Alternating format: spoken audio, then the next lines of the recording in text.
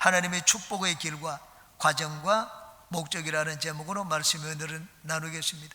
우리는 다 하나님이 하시는 일에 쓰임받는 그릇으로 부름을 받았습니다. 구원받은 우리들을 주님은 주님의 일에 금그릇으로 쓰시기도 하고 은그릇으로 쓰시기도 하십니다. 우리가 하나님께 복을 받는다는 것은 귀한 그릇이 되는 것을 말합니다. 그러면 우리가 하나님께 귀한 그릇으로 쓰임받는 길은 무엇이며, 귀한 그릇이 되는 과정은 무엇이며, 귀한 그릇이 되는 목적은 무엇이겠습니까? 오늘은 이 세 가지에 대해서 같이 살펴보고 은혜를 나누겠습니다. 첫 번째, 귀한 그릇으로 쓰임받기 위해서는 어떻게 해야 됩니까?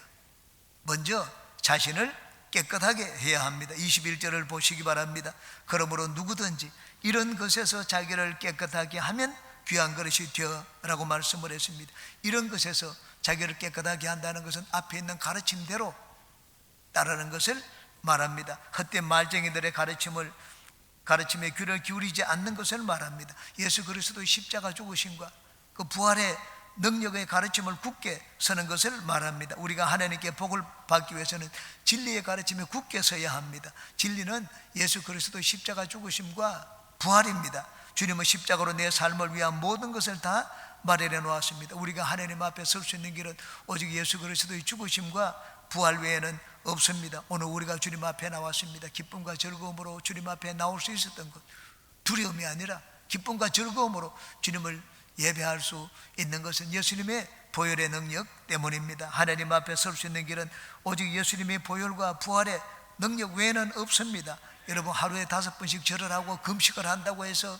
우리가 주님 앞에 설 수 있는 것이 아닙니다. 평생에 잠을 자지 않고 돌을 닦는다고 해서 우리가 주님 앞에 설 수 있는 것도 아닙니다. 불교계의 성철 스님은 8년 동안 눕지도 않고 자지도 않고 졸지도 않고 앉아서 밤을 새우면서 고행을 했습니다. 그가 나중에 임종을 할 때 열반송을 불렀습니다. 이런 열반송을 불렀습니다. 일평생 남녀 무료를 속여 미치게 했으니 그 죄업이 하늘에 미쳐 수미산보다 더 크구나. 산처로 불의 아비지옥으로 떨어지니 한이 망갈래나 되는구나. 60년이 넘게 불교에 귀의하여 밤에 눕지도 않고 잠을 자지도 않고 졸지도 않았습니다. 그렇게 돌을 닦였는데도 나중에는 거제가 너무 커서 지옥불에 떨어진다는 그런 고백을 했습니다. 이것이 모든 인간의 고백입니다. 우리 인간은 누구든지 죄를 안고 죄의 짐을 지고 가는 것이 우리 인간의 실상입니다. 그러므로 우리가 하나님의 복을 받기 위해서는 하나님께서 우리 구원을 위해서 보내주신 예수 그리스도를 받아들이는 것부터 시작해야 됩니다. 예수님이 나를 위해서 해주신 것을 인정하는 것, 거기에서 우리는 신앙을 시작을 해야 됩니다. 예수님은 십자가에서 생명을 들이심으로 내가 주님 앞에 설 수 있는 모든 길을 다 마련해 놓았습니다. 그러므로 우리가 이제 하나님께 나아가서 하나님의 복을 구할 수 있게 된 것입니다. 히브리서 10장입니다. 그러므로 형제들아, 우리가 예수의 피를 힘입어 성소에 들어갈 담력을 얻었나니 그 길은 우리를 위하여 휘장 가운데로 열어놓으신 새로운 길이요 휘장은 곧 그의 육체니라. 하나님과 우리 사이에 성소에 지성소 휘장이 있어서 우리 인간이 하나님께 못 나아갑니다. 그런데 예수님이 십자가에 달려 운명을 하실 때 성소 휘장 위에서 아래로부터 갈라졌습니다. 하나님이 찢으셨습니다. 이제는 내 아들로 말미암아 누구든지 나에게 나올 수 있다는 것을 우리에게 보여주셨습니다. 우리 주님은 우리가 하나님께 나아가는 유일한 길입니다. 그러므로 여러분은 늘 예수 그리스도를 입으로 높이고 자랑하고 감사하는 모든 분들이 되시기 바랍니다. 진리의 말씀에 섰으면 그 다음 예수 그리스도를 내 삶의 주인으로 모셔야 합니다. 22절 보시기 바랍니다. 또한 너는 청년의 정욕을 피하고 주를 깨끗한 마음으로 부르는 자들과 함께 의와 믿음과 사랑과 화평을 따르라고 했습니다. 깨끗한 마음으로 주님을 부른다는 것을, 주님을 그 마음의 주인으로 모신 자를 말합니다. 여러분, 마음이 세상에 들어와 보십시오. 세상에 들어온 마음은 더럽습니다.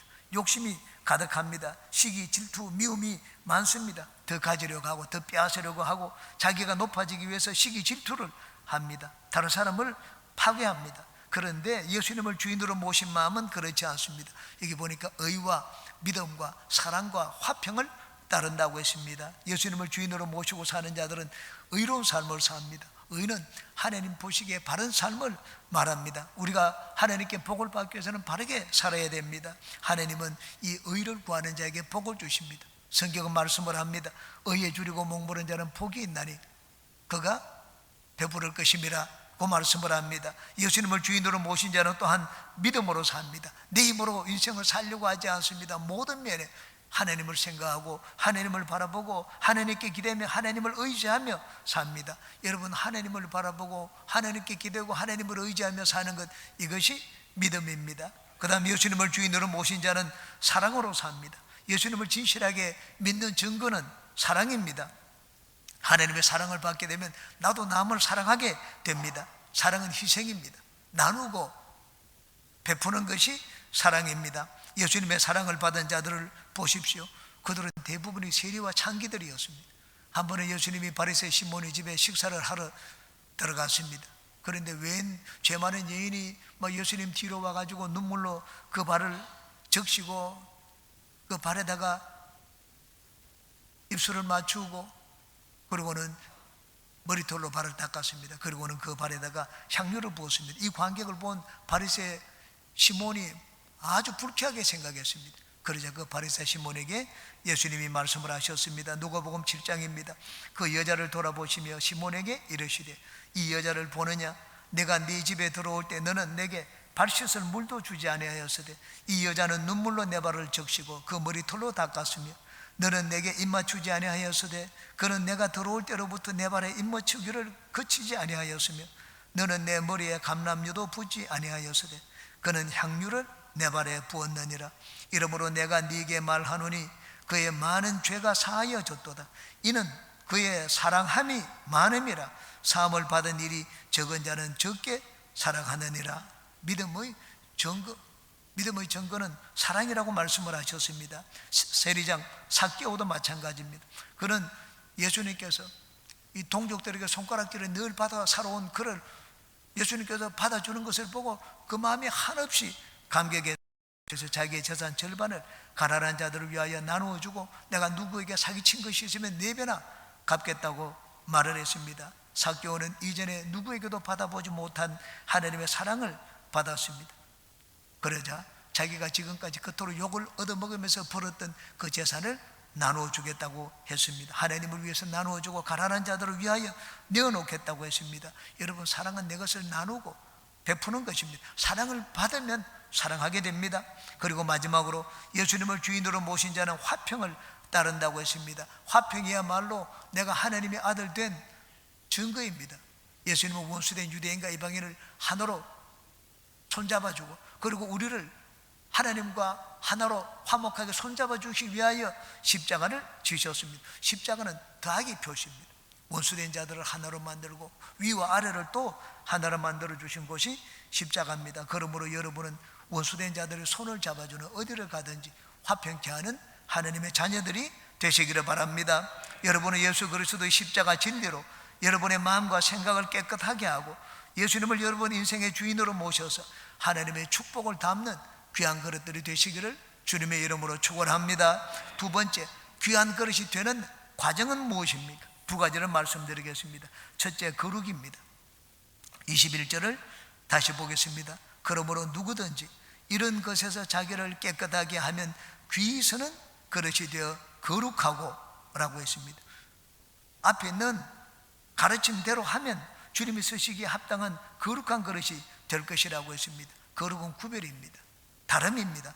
우리가 예수님을 믿어 예수님을 내 삶의 주인으로 모시면 이제는 우린 달라져야 됩니다. 내 생각이 달라져야 됩니다. 입술에 말하는 것이 달라져야 됩니다. 사는 방식이 달라져야 됩니다. 여러분, 우리가 성령을 받았다고 하루아침에 귀한 그릇이 되지를 않습니다. 달라져야 됩니다. 생각과 우리 말, 우리 삶의 스타일, 우리 인격 모든 것이 달라져야지 하나님이 쓰시는 귀한 그릇이 될 수가 있습니다. 우리가 거룩한 그릇이 되는데 거룩을 이루는 데는 시간이 많이 걸립니다. 나의 결단과 의지가 필요합니다. 하나님 우리에게 성령을 보내주신 이유가 어디 있습니까? 달라지라고 성령을 보내주셨습니다. 인격이 달라지고 삶이 달라지라고 성령을 보내주셨습니다. 성령이 우리 가운데 오신 것은 내 힘으로 안 되는 것을 도와주시기 위해서입니다. 성령의 도우심을 받고 변화된 삶을 살기 위해서는 성령 하나님께 간절히 매달려야 됩니다. 변화를 위하여 성령님께 매달려 간절히 기도하는 분들마다 하나님이 귀하게 쓰시는 거룩한 그릇이 되시기를 바랍니다. 두 번째, 귀한 그릇이 되는 과정은 준비입니다. 21절 다시 한번 보시겠습니다. 그러므로 누구든지 이런 것에서 자기를 깨끗하게 하면 귀히 쓰는 그릇이 되어 거룩하고 주인의 쓰심에 합당하며 모든 선한 일에 준비함이 되리라. 하나님이 쓰시기에 합당한 그릇이 되기 위해서는 첫 번째는 거룩해야 되고 두 번째는 준비함이 있어야 된다고 말씀을 했습니다. 여러분, 준비는 하루아침이 되는 것이 아닙니다. 하나님이 모세를 그냥 쓰신 것이 아닙니다. 궁중에서 40년 동안 훈련시키고 광야에서 40년 동안 훈련을 시켰습니다. 모세는 그 당시에는 몰랐을 것입니다. 내가 왜 이곳에 왔는지, 왜 궁중 생활을 하는지, 광야로 도망을 피신을 갔을 때는 내가 왜 이 광야에서 40년 동안 허송세월을 하고 있는지 당시에는 몰랐을 것입니다. 그것은 하나님이 주의 종으로 쓰시기 위하여 준비시킨 기간이었습니다. 다윗도 마찬가지입니다. 사무엘 선지자에게 왕으로 기름을 부음을 받았습니다. 기름 부음 받았다고 해서 그 즉시로 왕이 된 것이 아닙니다. 10년 동안 다윗은 이 목숨에 바람 앞에 촛불 같은 그런 위험을 느끼면서 도망을 다녔습니다. 유대 모든 광야로 도망 다니고 유대 땅에는 숨을 곳이 없자 이제는 블레셋 원수의 땅 블레셋에 가서 망명을 취했습니다. 그것도 안 되자 이제는 자기 할머니가 있던 모압 땅으로 가서 망명을 하기도 했습니다. 그러는 동안 다윗은 신앙의 연단을 받았습니다. 오직 하나님만 의지하는 믿음의 사람이 되었습니다. 신앙의 내공이 쌓였습니다. 약자들의 아픔과 울분을 이해하고 그런 자들을 받아주는 지도자의 소양을 갖추게 되었습니다. 연단을 통하여 인격과 신앙이 성숙해진 다윗을 하나님은 때가 되자 왕의 보좌에 앉혀주셨습니다. 하나님이 예수님을 이 땅에 우리의 메시아로 보냈다고 해서 어린 예수님을 그냥 쓰시지 않았습니다. 인생을 배우도록 하셨습니다. 가난이 무엇인지 알도록 하셨습니다. 부모를 따라가지고 예배드리는 법을 배우게 했습니다. 그리고 랍비에게 율법을 배우도록 하셨습니다. 그리고 이제 때가 되자 성령의 기름을 부으시고 성령께 광야로 가서 40일 동안 가르침을 받도록 하셨습니다. 우리가 존경하고 사랑하는 그 예수님은 하늘에서 그냥 뚝 떨어진 것이 아니었습니다. 우리 구원을 위하여, 우리 인간을 아시기 위하여 예수님은 모든 것을 다 겪었습니다. 그러므로 하나님께 귀하게 쓰임받는 도구가 되기를 원하는 여러분들은 하나님이 언제든지 쓰실 수 있는 준비된 그릇이 되시기를 바랍니다. 평소에 영성을 기르시기 바랍니다. 주님을 섬기는 법을 배우시기 바랍니다. 하나님 말씀으로 사는 법을 훈련 받으시기 바랍니다. 무슨 일을 맡아서 하든지 성실하게 일을 하는 습관과 인격을 기르시기 바랍니다. 그래서 하나님 쓰시기에 합당한 준비된 귀한 그릇들이 되시기를 주님의 이름으로 축원합니다. 세 번째, 하나님 우리에게 복을 주셔서 귀한 그릇으로 만드시는 목적은 무엇입니까? 그건 하나님이 쓰시기 위함입니다.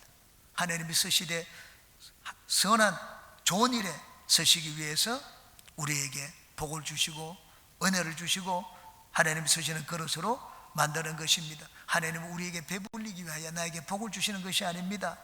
하나님이 선한 일에 쓰시기 위하여, 하나님이 우리를 통하여 영광을 받으시기 위하여 우리에게 은혜와 복을 주시고 귀한 그릇으로 만드시는 것입니다. 우리는 하나님의 은혜와 복을 담는 그릇입니다. 하나님이 나에게 은혜와 복을 부어주셨습니다. 왜 부어주셨습니까? 주님의 영광을 위해서 부어주셨습니다. 하나님의 좋은 일을 위하여 쓰라고 부어주셨습니다. 내 육신의 정욕을 위하여 쓰라고 하나님은 나에게 복을 주신 것이 아닙니다. 내가 하나님께 받은 복과 은혜를 가지고 내 배를 채우는데 육신의 정욕을 위하여 쓴다면 그건 나는 잘못된 정직입니다. 주인에게 얻어맞을 정직입니다. 욕심은 무섭습니다. 저는 조영기 목사님 그래서 이런 간증을 읽어본 적이 있습니다. 한 사람이 사업을 하다가 완전히 망했습니다. 그래서 여의도 순복음교회를 나오게 되었습니다. 여의도 순복음교회를 나오는 동안에 2년 동안에 하나님이 놀라운 복을 주셨습니다. 2년쯤 지나자 11조를 이제는 1년에 1억이 넘게 하게 되었습니다. 그런데 그런 복을 받고 난 다음에 하루는 이분이 조 목사님을 찾아왔습니다. 조 목사님 찾아와가지고는 목사님 이제 저는 교회 그만 나오겠습니다. 그렇게 얘기를 했습니다. 깜짝 놀라 이유를 물어보았습니다. 그랬더니 11조를 하는데 손이 떨려서 못하겠습니다. 여기 우리 교회에서는 내가 얼마나 11조를 하는지 사람들이 다 알기 때문에 여기는 11조를 많이 내다가 또 안 낼 수도 없고 적게 낼 수도 없어서 그래서 교회를 떠나겠다고 했습니다. 조영기 목사님은 그분을 잡고 간곡히 권면을 했습니다. 처음 집사님이 우리 교회 나올 때로 생각해 보십시오. 그때는 그냥 11조 만 원 드리는 거 그것만 가지고도 막 하나님 앞에 감사하고 감사의 기도를 드리지 않았습니까? 그런데 그보다도 뭐 몇 배나 되는 매달 1,000만 원 1년에 1억이 넘도록 11조를 하게 해주셨으면 더 감사를 해야죠. 더 감사해야 될 일인데 왜 하나님을 떠나겠다고 얘기하느냐? 아무리 권면을 해도 그 사람 마음은 녹지 않았습니다. 목사님 말씀은 쉽지만 이제는 11조를 내려고 하면 손이 떨립니다. 이제는 여기서 내가 더 이상 11조를 낼 수가 없기 때문에 11조를 적게 내도 모르는 작은 교회로 가고자 합니다. 그러고는 떠났습니다. 얼마 후에 그 가정이 이혼을 했습니다. 그리고 사업이 완전히 망했습니다. 그리고 다시 완전한 거지가 되었다는 이야기를 그래서 읽어보았습니다. 마치 드라마와 같은 일입니다. 드라마와 같은 일이 우리 인생에도 생길 수가 있습니다. 우리가 하나님이 주시는 복을 담는 그릇이 되기 위해서는 하나님의 선한 목적에 쓰임받기 합당한 그릇이 되어야 됩니다. 하나님이 나에게 복을 주셨습니다. 내 정욕을 채우라고 복을 주신 것이 아닙니다. 물질이 무엇입니까? 우리 인생이 무엇입니까? 물질은 하나님이 내가 이 땅을 사는 동안에 쓰고 누리라고 주신 것입니다. 이 땅을 위해서 주신 것이 물질입니다. 죽고 난 다음에 가지고 갈 수가 있습니까? 아무것도 가지고 갈 수가 없습니다. 옛날에 우리 이 장례 관습이 하면은 관에다가 안에 노잣돈을 넣어줍니다. 저승 가는 길에 필요하다고 인간의 우리 문화적인 관습으로 그렇게 넣어줍니다. 그런데 죽은 자가 그 돈을 쓸 수가 있습니까? 쓸 수가 없습니다. 유대인의 이 어떤 사람, 유대인 중에 어떤 사람이 이 세상을 떠날 때가 되었습니다. 돈을 좀 어느 정도 벌어놓았습니다. 이 유대인이 자기 아들을 불러가지고 랍비를 좀 불러오라고 했습니다. 랍비를 불러가지고 내 임종 때 내가 천국 갈 수 있도록 기도를 좀 부탁한다고 했습니다. 아들이 말을 했습니다. 랍비를 부르면 적어도 1만 달러를 드려야 될 텐데요. 그래, 그래도 부르라고 했습니다. 그래서 이 랍비가 왔습니다. 보니까 랍비만 가지고 안 되겠다는 생각이 들었습니다. 하늘나라는 가고 싶지. 그래서 아들에게 다시 얘기했습니다. 가톨릭 신부도 부르고 개신교 목사도 부르라고 했습니다. 그래서 이분이 임종하는 그 마지막 순간에 랍비도, 유대인 랍비도 오고 가톨릭 신부도 오고 개신교 목사도 왔습니다. 모두에게 다 1만 달러를 주었습니다. 이분들이 이 사람이 천국 가도록 간절히 세 분이 기도를 해드렸습니다. 기도를 받고 난 다음에 이 유대인이 임종 직전에 그 세 분에게 잠시 얘기를 했습니다. 내가 혹시 가다 보면 중간에 노잣돈이 필요할지 모르니까는 당신들이 나는 지금 돈을 아들에게 다 물려주고 당신들한테 10,000불 드린 거 그거 외에는 난 가진 것이 하나도 없다.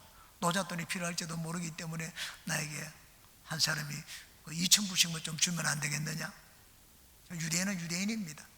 디스카운트 해달라는 거죠. 10,000불을 줬기 때문에. 그러자 가톨릭 신부가 제일 먼저 2,000불을 그럼 내가 드리겠습니다 하고 그 위에다가 얹어 놓았습니다.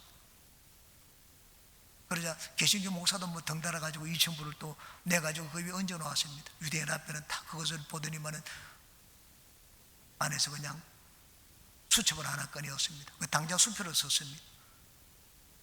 6,000불 당장 수표를 쓰고 얹어놓고는 4,000불을 자기가 가지고 갔습니다. 이게 유대인입니다. 여러분 죽은 사람이 뭐 수표를 가지고 간들 쓸 수가 있습니까? 뭐 쓸 수 없다는 것을 알기 때문에 수표를 찾을 사람이 없다는 것을 알기 때문에 그 수표를 현금을 자기 주머니에 챙기고 수표를 관속에 들어가는 유대인에게 얹어놓는 것을 봤습니다. 하나님이 이 땅에서 주신 것은 이 땅에서 사용해야 됩니다. 여러분 우리가 가져갈 것은 아무것도 없습니다. 그러므로 하나님이 우리의 이 귀한 그릇에 하나님의 복과 은혜를 채워주실 때는 하나님의 영광을 위하여 선한 목적을 위하여 선한 곳에 사용하는 귀한 그릇들이 되어야 됩니다. 작년 이맘때부터 시작한 우리 교회 40년사 책자 편찬을 이제 마무리했습니다. 인쇄를 하기 위해서 출판사로 넘겼습니다. 아마 2주나 보면은 여러분들에게 이제 40년사 책자를 나누어 드릴 것입니다. 이 장은영 목사님 40년사 편찬을 하면서 이 예위 안수 집사님이 도대체 어떤 분인지 저한테 질문을 했습니다. 그래서 제가 그분에 대해서 말씀을 들었습니다. 얘기해 주었습니다. 여기 계신 분들은 이 예위 안수 집사에 대해서 아시는 분들도 있겠지만은 뭐 나중에 들어오신 분들은 그분이 누군지 모르는 분도 많을 것입니다. 이분은 야구를 좋아하는 분이었습니다. 주일 1부나 2부 예배를 드리고 주일날도 항상 야구를 하러 갔습니다. 어떤 때 너무 바쁠 때는 그냥 야구복을 입고 옵니다. 야구복을 입고 와서 예배를 드리고는 그냥 가시는 분이었습니다. 그러다가 이분이 변화를 받았습니다. 평소에는 아내와 이 박정미 집사 아내와 약속을 한 것이 있습니다. 평생 아내 요구를 들어줄 테니까 자기가 하는 건 막지 간섭하지 말라고 했습니다. 아내 요구가 뭔가 주일 성수하는 것이었습니다. 그래서 주일 성수를 하고 아내는 또 이분에게 타치를 하지 않았습니다. 그런데 이분이 은혜를 받았습니다. 은혜를 받고 난 다음에 사람이 달라졌습니다. 구역 예배를 한 번도 드린 적이 없는데 나중에 구역장이 되었습니다. 교회 학교 봉사라는 건 모르는 분이었는데 교회 학교 예꾼 부장이 되었습니다. 그리고는 매일 밤에 그림을 그립니다. 밤에 사파를 그리고 난 다음에 자지 않고 새벽에 교회 나옵니다. 매일 새벽 예배를 열심히 나오길래 어떻게 그렇게 열심을 내느냐 젊은 사람이. 그랬더니만 안 자고 나온다 그러더라고요. 그리고 우리 교회 모든 행사가 있으면 이분이 항상 기타를 들고 레크레이션 또 찬송 인도를 합니다. 금요일이면 차량 봉사를 했습니다. 이분이 우리 교회 그분이 그린 그림이나 그 손길에 대한 흔적이 아직도 우리 교회에 많이 남아 있습니다. 11조를 드릴 때는 많은 사람을 감동시켰습니다. 서울의 상암동에 판잣집을 하나 사두었습니다. 2천만 원 주고 그 판잣집을 사두었습니다. 나중에 그것이 9억에 팔렸습니다. 재개발이 되어가지고 삼성 아파트, 레미안 아파트가 들어섰습니다. 이분이 저한테 얘기를 하더라고요. 목사님, 저는 그 집이 팔리게 되면은 차익금에 남은 금액에 대해서 11조를 드리지 않고 전체 매매 금액의 11조를 드리겠습니다. 그렇게 얘기를 하더라고요. 그리고는 그렇게 약속을 자기 입으로 약속하고 난 다음에 1년이 지났습니다.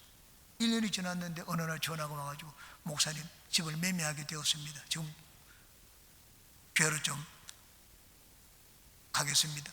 왔더라고요. 계약금 받은 것 가지고. 진짜 10분의 1이 계약금이잖아요. 그 계약금 집 전체 금액의 10분의 1을 주님 앞에 11조로 내놓는 것을 봤습니다. 제가 그 금액을 보고는 그분에게 물었습니다. 집사님, 아까 마음에 안 듭니까?